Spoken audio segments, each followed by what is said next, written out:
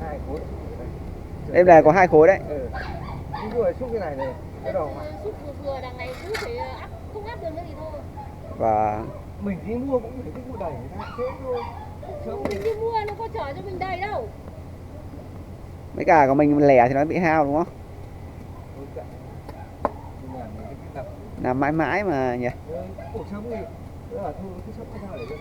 Người ta cứ gọi mình.